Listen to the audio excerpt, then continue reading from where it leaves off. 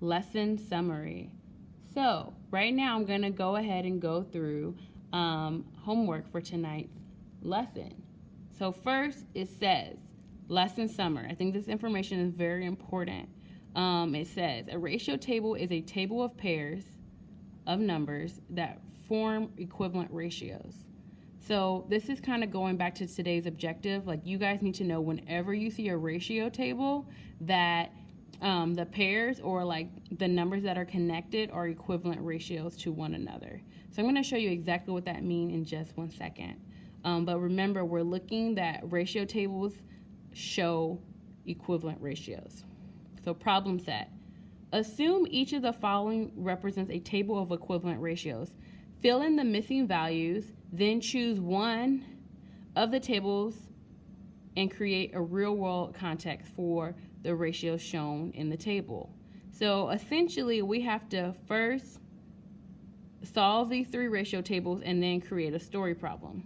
So let's go ahead. I'm going to help you with the first table, and I'm going to help you create a story problem. So let's look at this table. I want to quickly remind you that one thing I've talked to you guys about time and time again is to look for patterns. So what I usually do is I actually usually focus on just one side of the table. So you know what? Let's look at the left-hand side of the table, and then let's look at the right. Actually, let's look at the right side of the table because it looks really easy to me. So it has the numbers 22, 44, 55, and 66. Do you see what that is increasing by? And I'm going to put my iPad down for just 1 second so I can show you.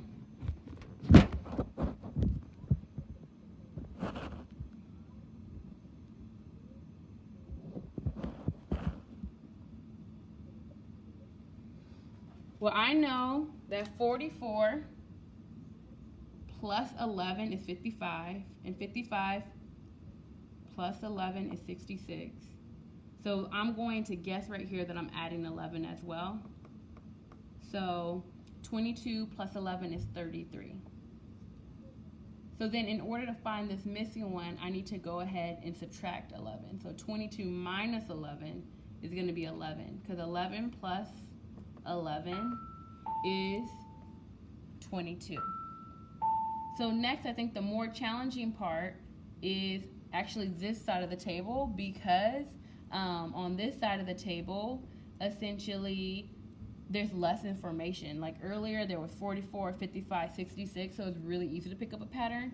Here, there's less information, but let's see if we can try it and see if it makes sense. So 12 to 16. What can I do to 12 to make it turn to 16?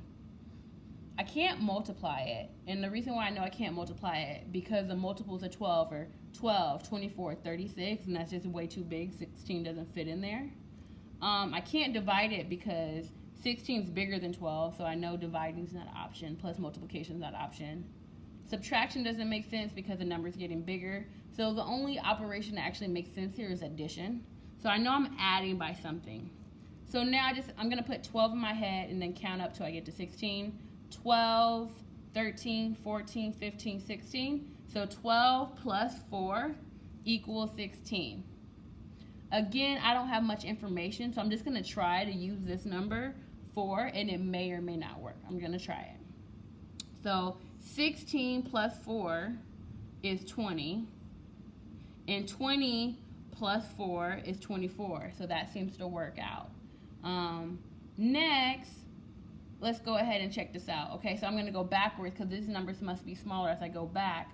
So then what plus 4 equals 12? Then once you have this number, you got to figure out what plus 4 gets that. I'm going to let you guys finish this chart. Also, I want you guys also thinking about how to write a story problem. So out of these 3 problems, 1, 2, and 3, you have to write a story for one of them. Think of ratio. We've done plenty of lessons on writing ratio story problems, so my suggestion is perhaps you go back and look through your notes, and then that will help you come up with a ratio story problem. I hope this is helpful. Have a wonderful evening. Good night.